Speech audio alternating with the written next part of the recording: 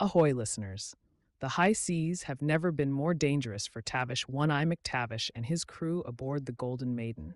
In this next thrilling chapter, we'll see Tavish face betrayal, legendary pirate allies, and a treasure so vast it could make a king. But with every fortune comes a price, one paid in blood and trust, shattered by treachery. This time, Tavish joins forces with some of the most notorious pirates in history, Henry Morgan, Blackbeard, and Anne Bonny, on a daring mission to raid a Spanish treasure fleet. But when you sail with legends, betrayal lurks in every shadow. Old enemies resurface, and even those closest to Tavish harbor dangerous secrets. Will Tavish survive the tides of greed, or will the sea claim him as its next victim? Stay aboard for the price of blood and gold, and don't forget to leave your comments below. Share your thoughts on the adventure, and subscribe to follow Tavish's saga as it continues. The waters of Port Royal glimmered beneath the moonlight, calm but deceptive. The Golden Maiden coasted silently into the harbor, her black sails casting ominous shadows over the busy port. Tavish One Eye McTavish stood at the helm, his sharp gaze scanning the coastline. His ship had been at sea for weeks, and although Port Royal was a haven for pirates, Tavish knew it was no safe harbor. Aboard the ship, Isabela de la Vega stood close by, her dark hair whipping in the wind. She had become a fixture at Tavish's side since her capture, though not in the way most would have expected. No longer a prisoner, she had proven to be as sharp and dangerous as any pirate. Her calculating mind and biting wit had both infuriated and intrigued Tavish, drawing him in deeper with every conversation. "You've been quiet," Isabela noted, her voice low as she stepped beside him. "What are you thinking?" Tavish's eye remained fixed ahead. Port Royal isn't just full of thieves and scoundrels. It's full of snakes. You trust one, and they'll bite when you least expect it. Isabela raised an eyebrow, the corner of her mouth curling. "I suppose that makes us similar, then. You haven't trusted me since the moment we met." Tavish shot her a sideways glance, his voice gruff.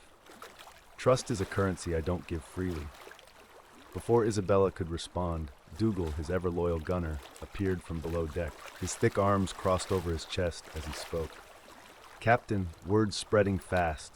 The Raven's Claw is in port, and Charlie Wallace is here." The mention of Charlie Red Hand Wallace sent a cold wave through Tavish.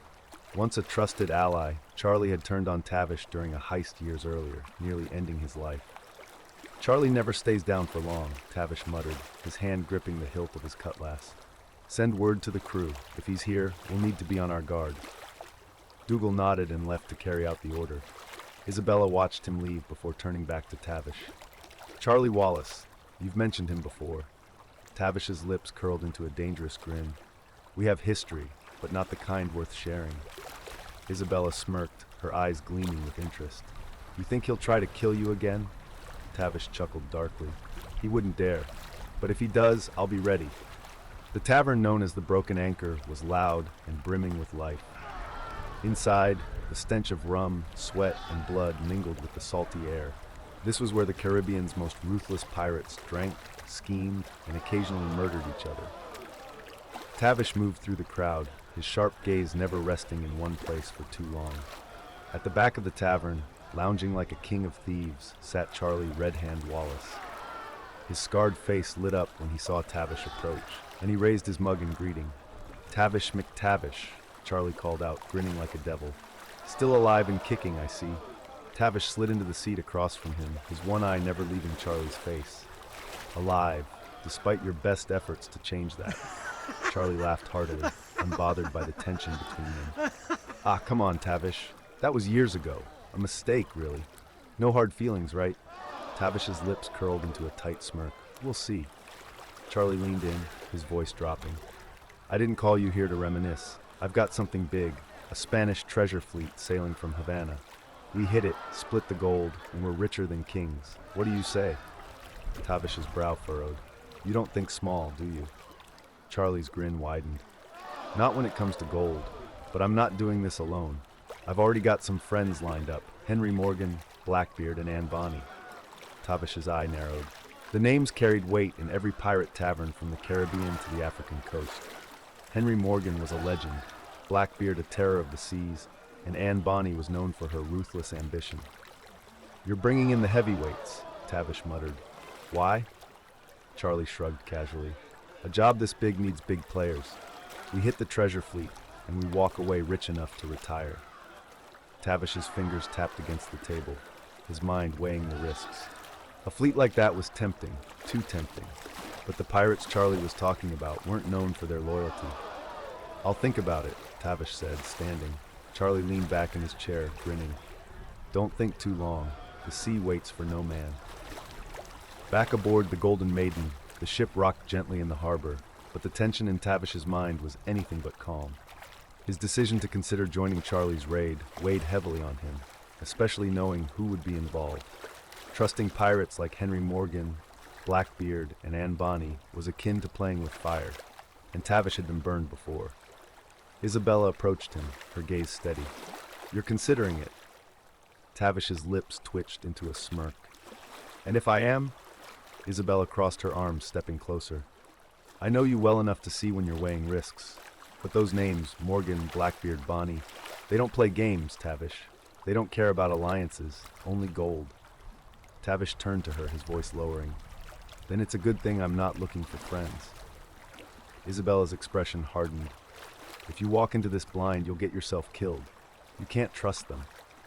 Tavish's jaw clenched as he stepped closer, his voice a growl. And what makes you think I trust anyone?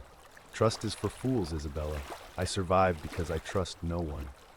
For a moment, the air between them crackled with tension. Isabela's eyes narrowed, but a slow, dangerous smile spread across her lips. That's why you're still alive, Tavish. But even a man like you can only play this game for so long. Tavish's hand shot out, grabbing her wrist and pulling her closer. The air between them was charged with something dangerous, something neither of them could fully control. You've got a sharp tongue, Isabela, Tavish growled, his grip tightening. But let me make one thing clear. You don't know me as well as you think. Isabela's eyes glittered with amusement, though her pulse quickened under his touch. Then show me. The moment hung heavy between them before Tavish released her, turning away. This isn't the time for games. Isabela's smirk didn't fade as she backed away, her eyes still locked on his.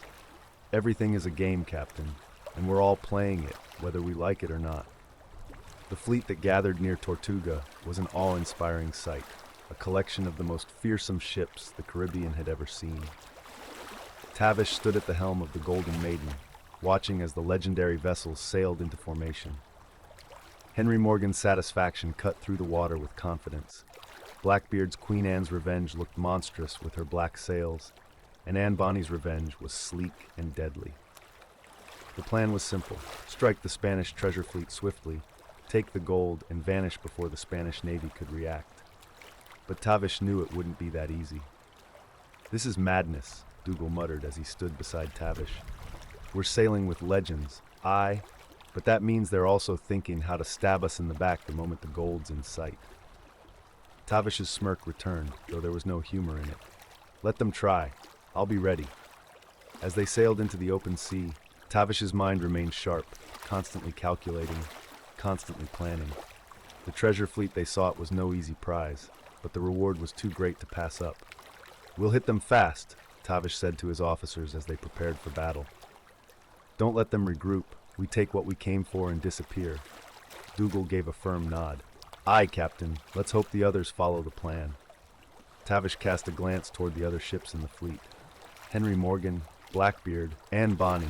They were all pirates of legend, but none of them could be trusted. The only thing that mattered to them was the gold.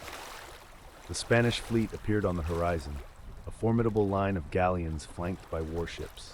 The sight of the treasure ships glinting in the sunlight was enough to send a thrill of excitement through Tavish's crew, but Tavish's focus remained unshaken. The Spanish were no fools. They knew the treasure they carried was a target. Ready the guns, Tavish barked, his voice cutting through the wind. The Golden Maiden surged forward, her sails full as she raced toward the Spanish fleet. Cannons thundered from both sides as the first volley was fired, the sound of the battle echoing across the water. Tavish's crew moved with precision, their cannons roaring as they ran through fire. The deck was soon filled with the acrid smoke of gunpowder, and the sea became a chaotic battlefield. Prepare to board, Tavish shouted as they neared the largest galleon. Grappling hooks flew, latching onto the enemy ship, and Tavish led the charge as his crew swarmed across the gap between the ships. Steel met steel as the pirates clashed with the Spanish soldiers, the deck quickly becoming a blood-soaked battleground. Tavish fought his way through the fray, his cutlass flashing in the sunlight. His eyes locked onto the galleon's captain, a formidable man who met Tavish's gaze with a sneer. With a snarl, Tavish attacked, their swords clashing in a furious duel. The captain fought well, but Tavish fought harder, his strikes relentless. With a final, brutal swing, Tavish disarmed the man and grabbed him by the throat. "Yield or I'll gut you where you stand." The captain, beaten but defiant, glared up at Tavish before nodding in surrender. Tavish released him and turned to his crew. "Secure the prisoners and find the gold." With the battle won and the treasure claimed, the pirate fleet gathered to assess their spoils. The Spanish galleons had been stripped of their gold, and the pirates now sat atop a fortune large enough to make them kings. But as Tavish stood on the deck of the Golden Maiden, watching the other ships in the fleet, he felt a growing sense of unease. "You think it's over?" Isabela asked, appearing beside him. Tavish didn't take his eyes off the horizon, not even close. She studied him for a moment before speaking again. "Morgan, Blackbeard, Bonny, they're not going to just sail away quietly. You know that, don't you?" Tavish's lips curled into a grim smile. "Of course I know that. They'll come for the rest of the gold, but I'll be ready." As if to confirm his suspicions, the sound of cannon fire rang out, followed by a distant explosion. Tavish's heart sank as he turned to see Charlie's ship, the Raven's Claw, unleashing a barrage of cannon fire at the Golden Maiden. "Charlie!" Tavish roared, his hand tightening around his cutlass. "That bastard's trying to take us out." The crew scrambled to defend the ship as Charlie's men prepared to board. Tavish's mind raced. He had expected betrayal, but not so soon. "Ready the men!" Tavish shouted. "We're taking the fight to them." The Raven's Claw loomed over the Golden Maiden, her cannons still smoking from the barrage. Tavish's crew fought back with everything they had, but it was clear that Charlie had planned this ambush well. With a roar, Tavish led his men across the gap between the ships, their cutlasses gleaming in the moonlight as they charged into battle. The clash of steel and the cries of dying men filled the air as the two pirate crews met in a bloody melee. Tavish's only goal was to find Charlie. He pushed through the chaos, his cutlass cutting down anyone who stood in his way. Finally, he spotted his old rival at the helm of the Raven's Claw, grinning like a madman. "Tavish!" Charlie called out, his sword already drawn. "I was wondering when you'd show up." Tavish's fury boiled over as he charged forward, his cutlass raised. Their swords met with a crash of steel, and the two pirates fought with a ferocity born of years of betrayal. "You should have stayed dead, Charlie," Tavish growled as their blades clashed again and again. Charlie laughed, even as he struggled to keep up with Tavish's relentless assault. "I never die easy, Tavish, you know that." But Tavish's rage fueled him, and with a brutal strike, he knocked Charlie's sword from his hand. Grabbing his rival by the throat, Tavish leaned in close. "This time, you will." With a swift motion, Tavish drove his cutlass into Charlie's chest, watching as the life drained from his old enemy's eyes. As the sun rose over the blood-soaked waters, the Golden Maiden limped away from the wreckage of the battle. Charlie was dead, but Tavish knew that the threat wasn't over. Morgan and Blackbeard had taken their share of the treasure and sailed away, but Tavish knew they would return. "You look troubled," Isabela said as she joined him at the helm. Tavish's gaze remained on the horizon. "Morgan and Blackbeard won't just let this go. They'll come back for more." Isabela's expression softened, though there was still a steel in her voice. "And what will you do when they do?" Tavish didn't answer right away.